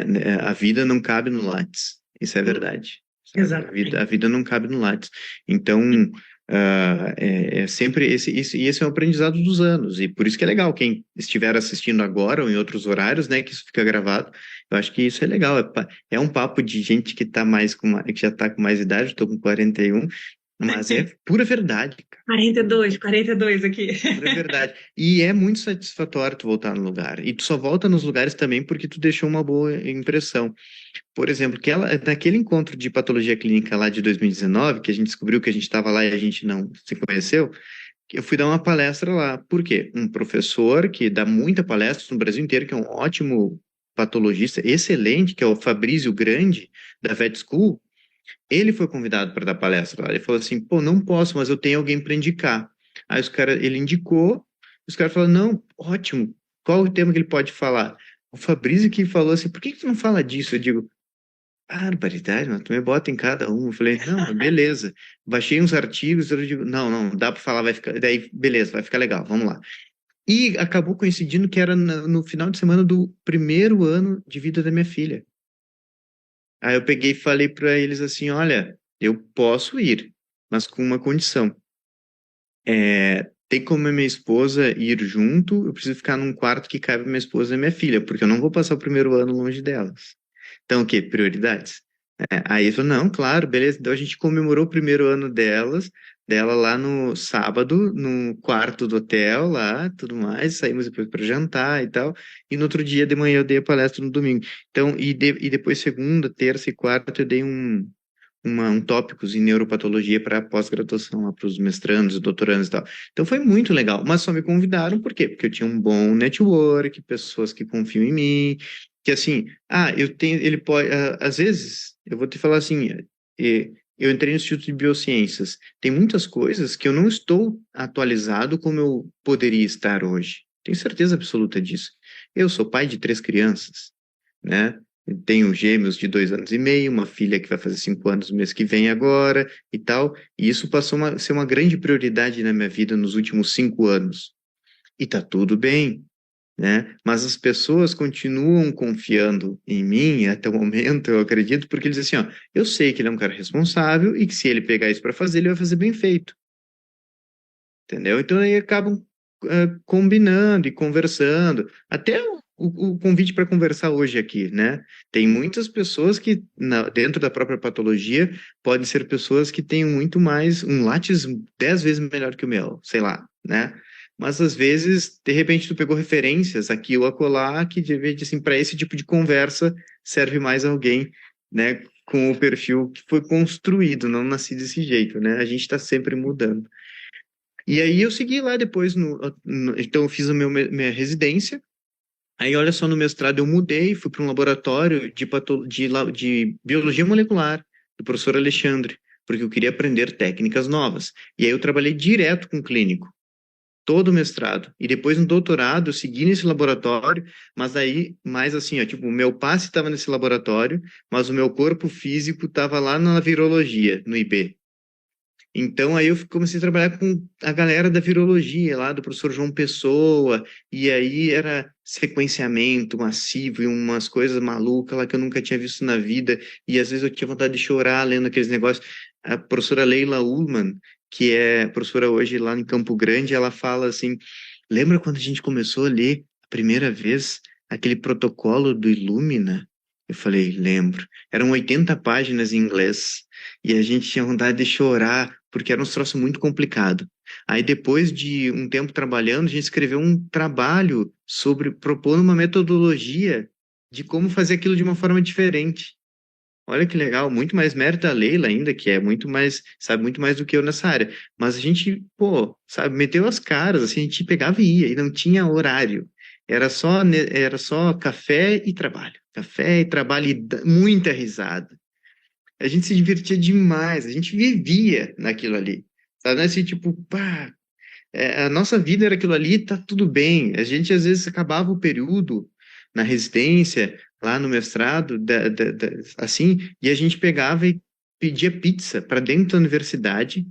E aqui uma coisa que eu vou confessar aqui, né? Não sei se era possível ou não, a gente usava a rede da universidade para jogar Counter-Strike em rede. Então, assim, coisa de pós-graduando. Então Sim. a gente se divertia, e mesmo assim a gente foi produtivo, sabe? Terminava o doutorado ali, eu terminei com 27 publicações do doutorado, sabe? Teve colega meu que terminou com 40, colega, então assim, a gente era produtivo, se divertia, sabe? Então, mas não tinha preguiça. Sim. E assim, essa dedicação e essa imersão durante um período, penso eu, né? Também é uma coisa que acaba te dando até uma licença social e interna de assim, cara, eu já me dediquei muito. Eu posso fazer a opção de estar com a minha família quando eu acho que é importante. Uhum, E às claro. vezes deixar um pouco de lado o trabalho, porque é uma coisa que, assim, as minhas habilidades e competências continuam lá, eu continuo sendo essa pessoa que construiu essa história, mas eu tenho que olhar para outras questões da minha vida também, porque às vezes a gente Sim, negligencia muito a vida pessoal. E é, acaba deixando isso num espaço que a gente não tem como recuperar depois. Com filho pequeno, então, mais ainda. é. Então, assim, cada aniversário, cada ocasião que você abre mão de estar junto, isso tem um preço, Uhum. né? E E tem um não é peso. natural, né? Sim, Não, porque a gente não é ensinado a fazer isso. sim. A nossa estrutura toda não é essa. Principalmente para as mulheres é pior ainda, né? É, Porque as mulheres têm um tempo fisiológico de maternar, né, de gestar, e tem aquela coisa assim que elas têm uma necessidade fisiológica maior, inclusive, e é uma cobrança muito maior. E os homens que têm uma postura participativa, ativa, que não é a regra, e que, quem não é. sabe, vai ser no futuro, né? A gente é também sofre também esse preconceito, sabe? Por tipo assim, como assim tu tá sem dormir? Como assim não sei o quê? Ah, não consigo, não tô mais, não consigo escrever mais, cara, não consigo me concentrar, fazer nada, não sei o que lá. Daí assim, aí tem que ter um trabalho mental muito grande. Um Tem. trabalho mental muito grande. E se desapegar. Mas assim, ó, é terapia também, viu? Também a Sim, terapia me ajudou também nisso, porque é como se assim, eu fui treinado para ser uma coisa. E hoje eu não sou essa coisa que eu fui treinado. Entendeu? Se eu seguisse o meu treinamento, a minha ideia, aquela coisa do que eu fui treinado, de repente eu nem estava dando aula no Brasil, eu estava fora do país e tudo mais, né? Quando eu estava lá em Botucatu, inclusive, um dos professores foi nos visitar, passou lá uns 10 dias conosco, falou pro meu orientador, esse cara tem que ir para lá. Ele falou assim, e me mandou e-mail, mandou mensagem no Facebook, depois quando é que tu vem e tudo mais. E acabou aconteceram tantas coisas na minha vida que eu nunca fui, né? Mesmo hoje, né? Quem não sabia zero to be, eu sou fluente também para falar, né? Então, é isso. A vida vai acontecendo tantas coisas que tem horas que tu vai fazer uma escolha. Eu escolhi por ter família, eu escolhi por ser pai, eu escolhi a relação com a minha esposa. Eu tinha um convite para fazer pós-doc fora também. Eu recebi na mesma semana que eu conheci ela, em 2014, o convite para fazer pós-doc fora e, e que eu conheci ela. E a gente foi se conhecendo e eu digo, não, é aqui. E pós-doc eu faço outra hora na minha vida, mas talvez aqui seja a minha família. E olha só, aí é, né? E quando eu comecei a ter os filhos e eu comecei a ver que eu não estava produzindo aquilo que eu deveria produzir, que eu não estava estudando aquilo que eu deveria estudar, e isso causou um sofrimento. Isso causou um sofrimento. Isso não foi uma coisa que veio assim, de boa, sou super bem resolvido. Foi todo um processo. Eu sofri bastante, assim, para poder entender, assim, racionalmente eu entendia, mas para poder realmente desapegar e poder, assim, cara, isso daqui. Agora, eu tive esses dias em Botucatu visitando, depois de 8 anos que eu passei por lá, e uma professora ela falou para mim, ó, tá vendo aqueles três ali? Aquilo ali é o teu, é tua maior produção. Aquilo ali é o teu, é o que tem mais importante na tua vida, no teu Lattes, qualquer coisa. Então, se tu não tá conseguindo estudar, se tu não tá fazendo as coisas todas como tu gostaria de fazer agora nesse momento, tudo bem, mas eles têm esse tamanhinho só agora. Entendeu? E isso é pura verdade. Minha filha já vai fazer 5 anos e eu já tô com os outros que estão 2 anos e meio, agora já tô retomando um monte de atividades que estavam paradas também pela pandemia, né? Muitas Sim. coisas. Agora tem projetos que estão sendo aprovados agora, né, de prestação de serviço e outras coisas. Então, estou dando andamento em muitas coisas agora e, digamos, agora é a hora de voltar a acelerar as coisas. Mas esse olhar, assim, dos outros, né, é uma coisa muito complicada e eu me identifico muito com isso que você trouxe, porque, assim, para você que quebra um padrão do que é o papel do pai junto à família, é complicado. Eu, como mulher, eu várias vezes me peguei em situações que eu fiquei nessa, sabe? Eu falei, gente, tem coisas que eu não vou me propor a fazer porque eu tô numa cidade que eu não tenho um sistema de suporte, É a não mesma tenho coisa que alguém, aqui. não tenho parente, eu não tenho ninguém, tipo, vou deixar na avó ou algo do gênero. E as pessoas te olham como se você não estivesse fazendo porque você tem preguiça. Uhum. Assim, tá usando o filho como desculpa para justificar porque não está aqui de madrugada fazendo coisas. Então, a gente já está se cobrando pelas coisas que a gente sabe que não está fazendo porque está nessa condição, e é uma condição que a gente escolheu, né? Ter filhos é uma Sim, coisa que, no meu sim, caso, sim, foi uma sim. escolha. Sim, E também. aí tem esse olhar do outro, assim. Então, eu também passei, né? Muita terapia, é, É, trabalhando isso de, gente, eu não vou admitir que uma pessoa que não vive o que eu vivo julgue a minha condição. Eu não é uma vou colocar vida. nesse lugar. Eu olho para a pessoa e falo, cara, a pessoa pode ter a característica de que for, não me importa. É mãe. Tipo, o pai, eu não vou me comparar com o pai. É mãe. Tá sozinho na cidade com a criança? Teria que botar a criança embaixo do braço de madrugada para ir para o hospital veterinário? Não? Então não vai me julgar. Não vai me Sim, julgar porque não sim, está nesse sim. lugar. Não está nesse Claro. papel. Assim, e não está dentro, às vezes, de atividades que eu me propus a fazer inicialmente. Não está dentro do meu contrato, entendeu? Não é uma atividade que está escrito lá, não. Eu fui contratada sabendo que eu teria que fazer isso. Não está. Sim, sim, Então, assim, claro. a gente escolhe fazer sacrifícios durante, né, algumas circunstâncias ali, mas tem coisas que eu acho que a gente pode escolher não fazer também. É, É, e tá tudo bem. Essa é uma sim, questão que eu tenho medito cada vez mais, e tá tudo bem, porque é uma somatória de cobranças, né? Agora a gente já tá entrando num lado assim que a gente vive numa sociedade que nos ensina, que diz que valoriza as crianças, a infância e a família. Nossa, a família é a coisa mais importante que tem. Só que elas não dão o suporte para a família ser o que deve ser, para não, os não. pais estarem presentes, para as mães estarem presentes. Então, que família é essa que você suporta? A família onde o pai e a mãe não veem seus filhos, onde seus filhos ficam em babás eletrônicas, né, que hoje existem e que antes não existiam, onde pai e mãe não têm afeto nenhum com filhos, e baseado em que vocês estão fazendo isso? Com certeza não é em ciência, né, porque aí, né, a ciência demonstra o contrário. Filhos que têm mais atenção, que recebem mais amor, mais carinho, eles têm desenvolvimento cognitivo superior na média, melhores desempenhos acadêmicos e melhores salários lá no futuro, né? Então, e além disso que a gente está colocando em questões objetivas, nós provavelmente vamos falar assim, provavelmente vai ser uma pessoa mais feliz, que no fundo é o mais importante. Então, assim, Mas se for pensar por esse viés, né, de produtividade, essa pessoa também vai render mais lá na frente. Porque as pessoas que não estiverem bem emocionalmente lá na frente, elas não vão ser produtivas. E a gente está vendo isso no adoecimento mental generalizado, né? Alunos, a gente perde aluno todo ano se suicidando aqui, porque já não está dando com a pressão de cuidar de si, Sim. né? Que já é uma coisa bastante. E aí nós temos que cuidar de nós, da nossa família, dos nossos filhos, lidar com as nossas questões de, pô, não estou sendo tão bom pai como eu gostaria, não consegui ser tão bom nisso. As nossas cobranças que os pais se colocam, né, e as mães se colocam, aí a cobrança externa. E aí se junta essa cobrança profissional de que a gente pode não ser, não está sendo tão produtivo como poderia. Algumas vezes, algumas pessoas falam assim, pô, como é que tu conseguiu produzir ainda 3 trabalhos por ano, né? E orientar umas pessoas e tudo mais, e com os filhos pequenos. Mas é assim, eu coloquei uma regra, eu não trabalho em casa. Essa é uma exceção, tá? Eu tô abrindo uma exceção para o papo de veterinária aqui, que eu não trabalho depois das 6. Eu não respondo um e-mail. Aluno me manda e-mail, eu vejo que chegou, não chegou.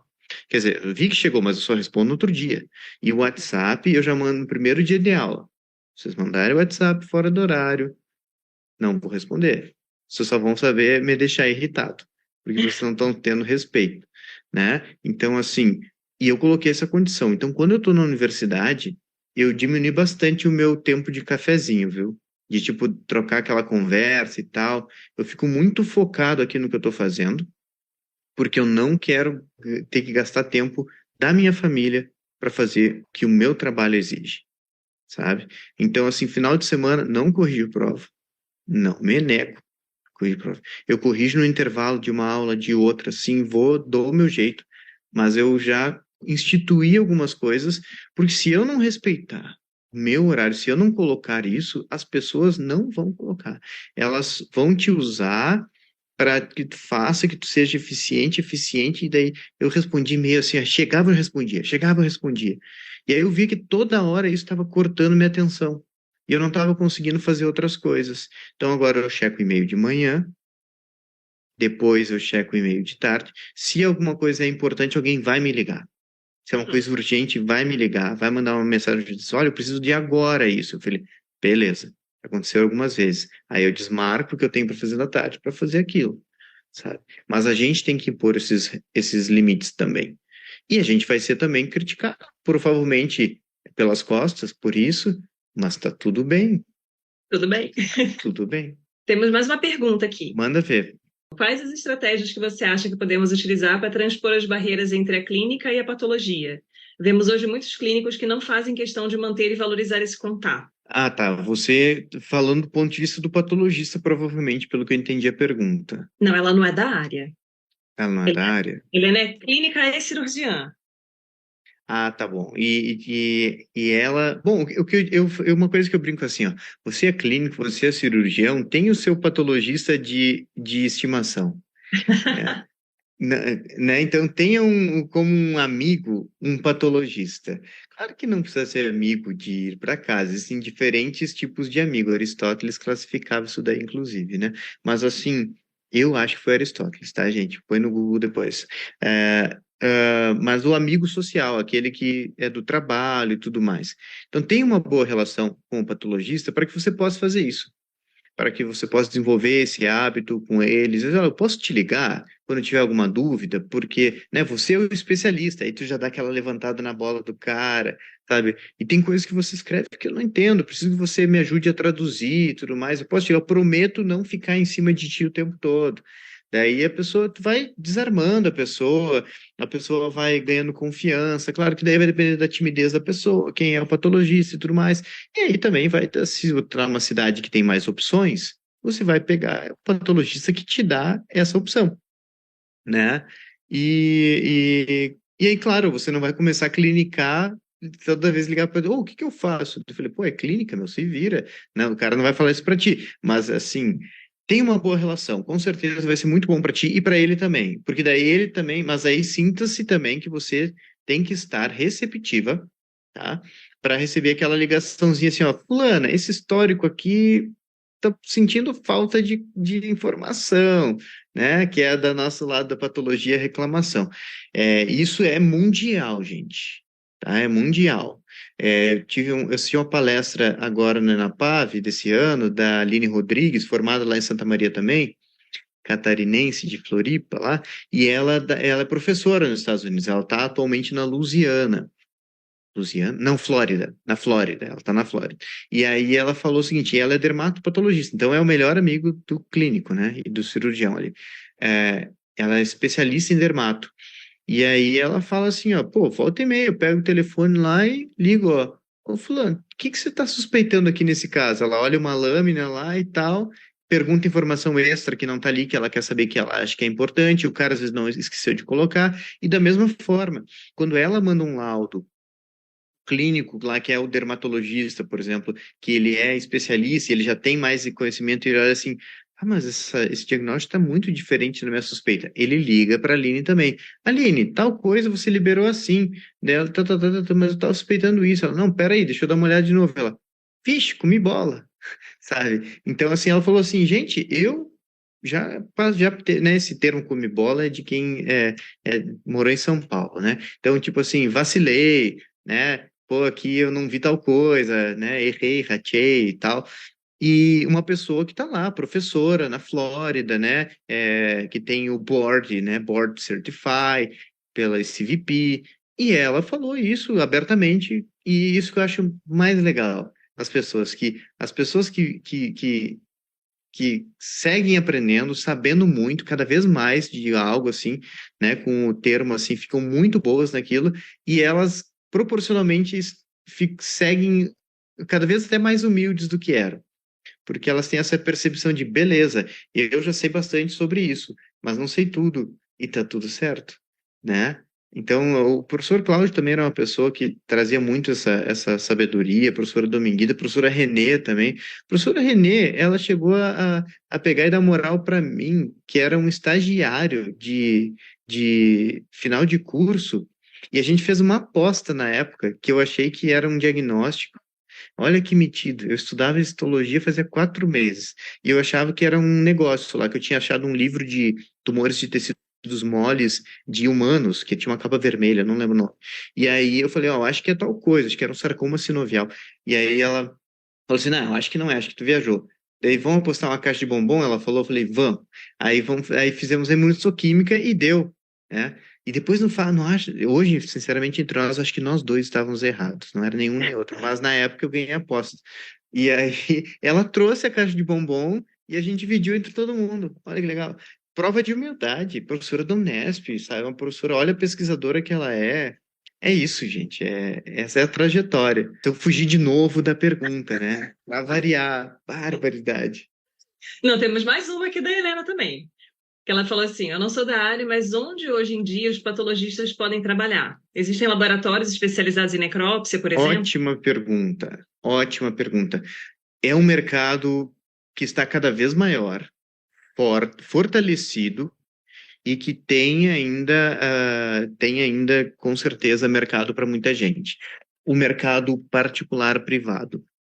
E que na minha época, e até não muito tempo atrás, não se via isso como uma possibilidade. Eu até falo assim que teve lá em Campinas, né? Teve um colega lá que foi um dos que primeiro fizeram isso, né? Tiveram essa sacada e hoje ele está milionário, né? E também teve lá em Botucatu, na época que foi residente, o Fabrício Grande, que teve essa ideia, e ele me convidou no início para ser sócio dele, da empresa, e aí eu falei assim, cara, legal, mas eu não quero morar em São Paulo. De novo, né? Eu optei pela minha vida privada. Eu não queria morar em São Paulo, então não quis, sabe? Porque qual é o ponto, até onde o dinheiro é importante? Depende pra ti. Se você é de São Paulo, tudo bem, você já morou ali, gosta dali, tem um carinho. Agora eu não, sempre fui de interior, sabe? Ah, morar em São Paulo. Eu fiquei um mês lá, tipo, tá bom, né? Tá bom. Não, tá bom, deixa assim. Então, E aí, nesse sentido que eu falo assim, foi crescendo, crescendo, crescendo. Aí hoje eu tenho um monte de colegas que trabalham na iniciativa privada e ganham melhor que eu, com certeza, tá? Ganham melhor do que professor de Unesp, melhor do que professor de USP, melhor do que professor de federal. É porque o nosso salário é tabelado, é aquela coisa, qualquer um pode entrar agora e olhar, portal da transparência, aquela coisa toda, né? Agora estão se abrindo as legislações para a gente poder tirar um prolabore em cima de projetos de prestação de serviço, então é uma coisa ainda que está iniciando, né, e tal. O pessoal dos laboratórios particulares estão com muita rotina, rotinas lindas. Nós temos um grupo de patologistas que, inclusive, a gente chama lá Patologia Pitaco no WhatsApp. Então, os colegas mandam os casos para a gente dar pitaco, né, um nos casos dos outros. E a maioria lá é pessoal de particular, de laboratório particular, em São Paulo, Campinas, região, mas tem gente de outras regiões, né, também, mas assim, pô, eu fui para Ceará, lá Fortaleza. Hoje é mais comum nas capitais e cidades maiores.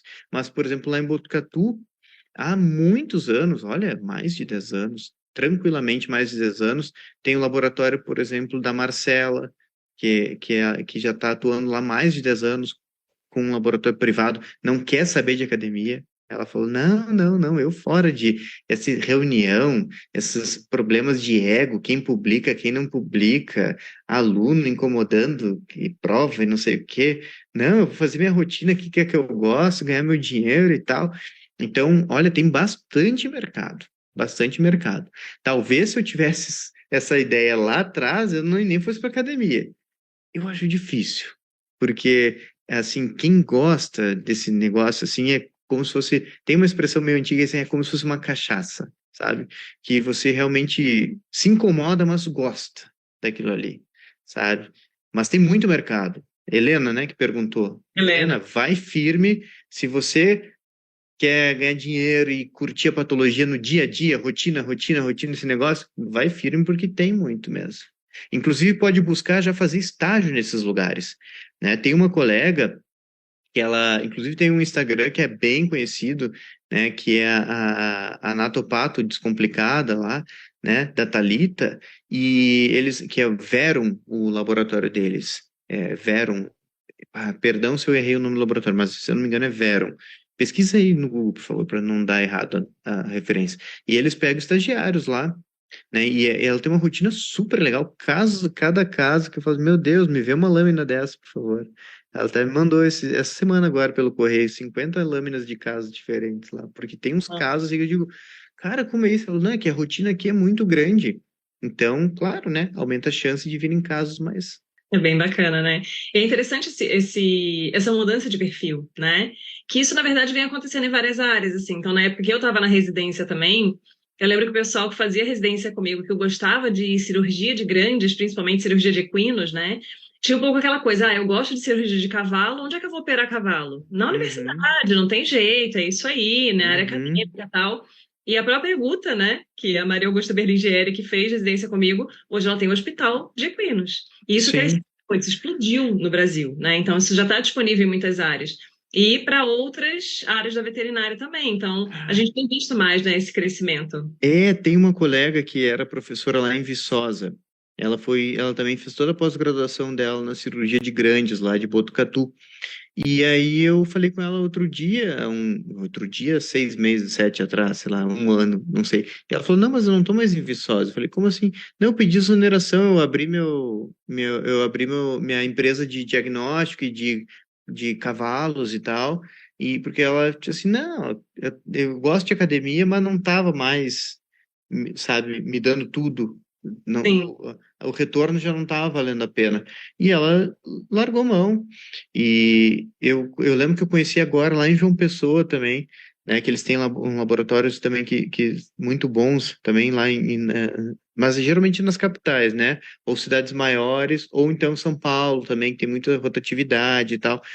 Mas eu lembro que tem também um outro Instagram lá, que é aquele da citologia, eu esqueci o nome, gente. Do Citoflix, lá da colega lá, meu Deus, como é que eu esqueci o nome?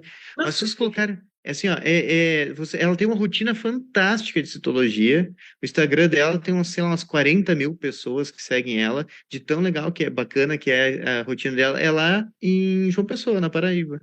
E ela disse que começou assim, ó, e ela, tipo, ela fala assim, ó, gente, eu bato, escanteio e corro na área para cabecear. Até hoje é aqui. Por quê? Porque ela precisa de parceria. Então, às vezes é um lugar para tu fazer estágio, de repente, quando vê, tu tá trabalhando lá e tomando banho naquela praia maravilhosa lá, sabe? Excelente, né? Sendo colega dela. Bacana. Didi, já estamos há 1h30 aqui conversando. Poxa vida, né? Você tem filhos pequenos. Não, tanto que eu vim para a universidade para poder, né, atender ao pedido do papo de veterinário, porque senão lá em casa, dependendo do humor deles, ia ser aquela. Eles ficam brincando e daí vai aquela gritaiada toda. Vida real, né, gente? Isso aí. Com certeza. Não, eu não sei se vai ter alguém assistindo esse papo especificamente, mas assim, quem acompanha os primeiros papos, às vezes o meu filho entrava, assim, sabe, na gravação. Aham. Aí ele passava, aí uma vez ele passou um recadinho por baixo da porta, assim. Estou muito triste. Sabe aquele drama, assim? Ai, meu Deus. Conversei com você rapidinho e tal. Então, assim, crianças, né, é a prioridade, a gente, né, não tem problema nenhum. É. Mas o papo foi muito bacana, adorei. Acho que tem muito mais coisa para falar, né? Vou te fazer uma última pergunta. Fácil, eu vou ser sintético. Pensando assim, né? Porque a gente sabe que a patologia não é só você, sua magarefe, sua bota e, né, sai Uhum, cortando aquele corpo. Você tem a histopatologia, que exige uma outra dinâmica, né? De você uhum. sentar, ler uma lâmina, né? E fazer lá as anotações do que você está encontrando. E tem a citologia também, que aí você vê aquelas células em um ambiente totalmente desestruturado, né? Que aí você tem Uhum. aquela, né? Estrutura do tecido, e aí você tem que interpretar com uma outra, né, habilidade ali. Sim, é Então, um outro treinamento. dentro da rotina do patologista, o que você vê, assim, desse tipo de habilidade que é importante, né, que está mais encaixado na rotina, aquela coisa assim, ó, não dá para você ser patologista sem ler uma lâmina de histopato, não dá para você ser patologista sem ler uma citologia. Quais são essas inter-relações, assim, que existem? Eu vou te falar assim, a citologia é uma área de transição entre patologia clínica e anatomia patológica, né?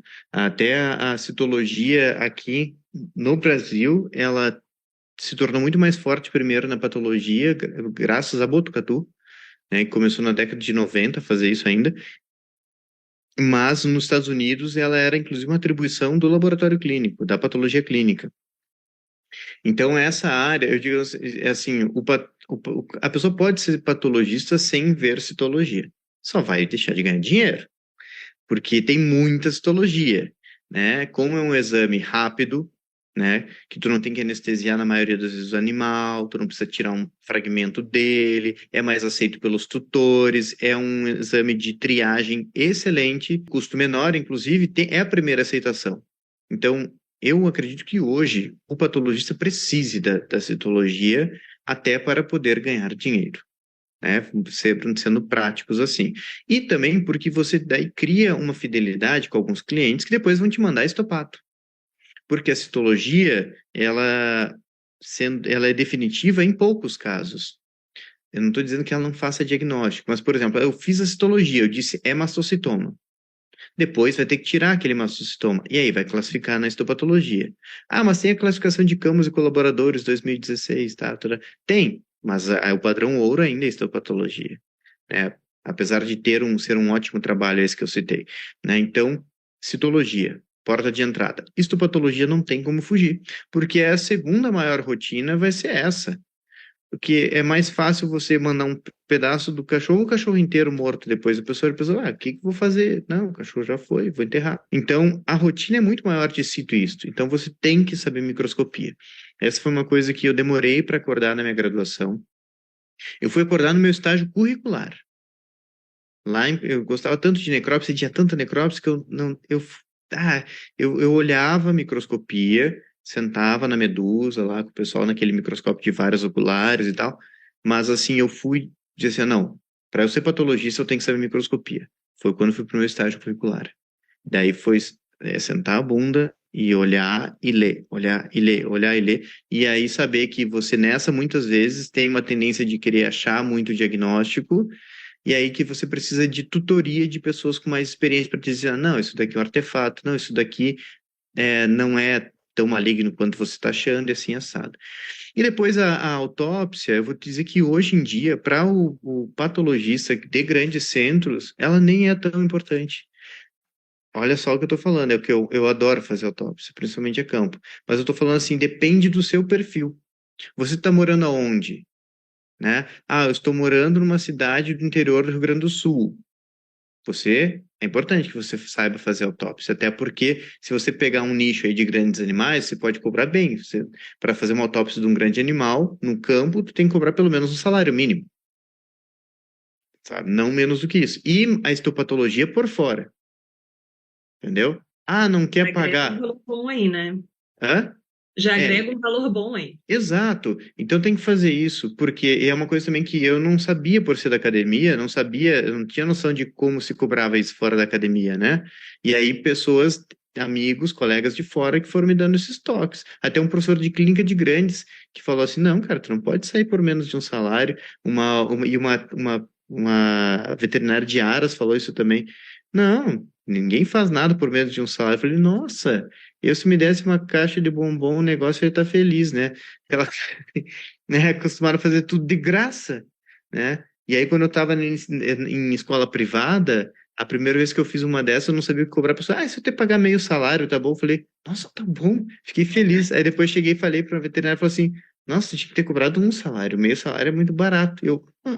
Nossa, deu aquela cara, tipo, meu Deus. Então tu vai aprendendo essas coisas. Mas é isso, citologia, histopatologia e a necrópsia.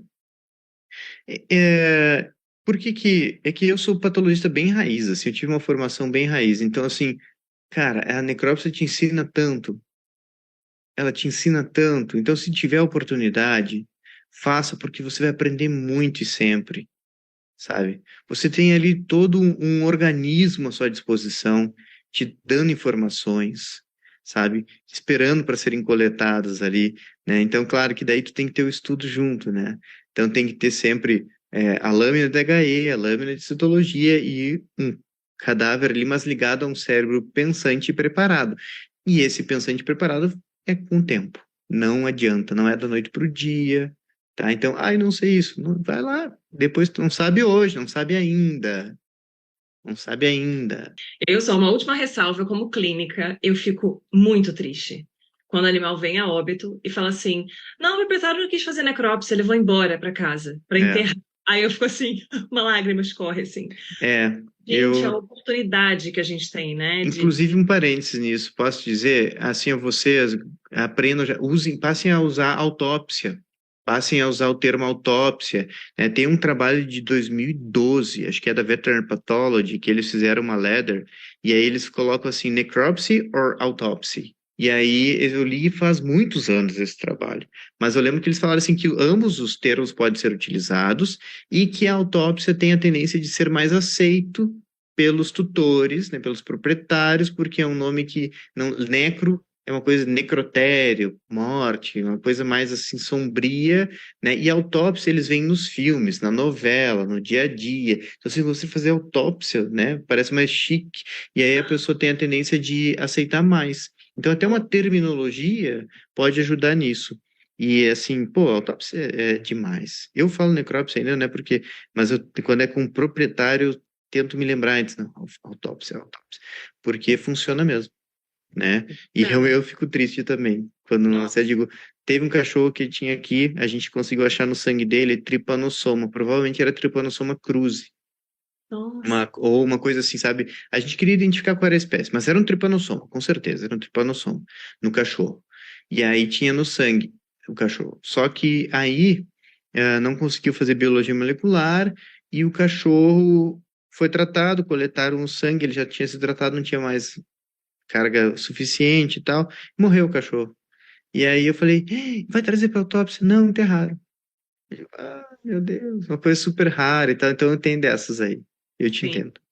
Ai, gente, eu fico chateada, mas tudo bem, vamos lá, vida que segue. Porém, sigo tentando convencer as pessoas da importância. A gente não perca. Falo para os alunos assim, sabe? Eu falei, não perca a oportunidade. Se É, atender o animal, acompanhou o animal, veio óbito. Meu filho, pega a sua abre, pelo amor de Deus. Nem que assim, não tem como mandar para o laboratório. Meu filho, nem que seja na macroscopia. Procura, vê tem se. clínico aqui assistindo com certeza. Tu falou que tem algum, né? Se não assistiu agora, pode ter no futuro, enfim. Vamos dizer que tem. Gente, olha, uma outra coisa. Assim, cara, você aprende, o clínico aprende muito quando vai na sala de necrópsia. Era muito comum lá em Santa Maria e também lá no Nesp, os clínicos, e coincidentemente eram os melhores. Eles desciam para ver as autópsias dos animais que eles tinham atendido.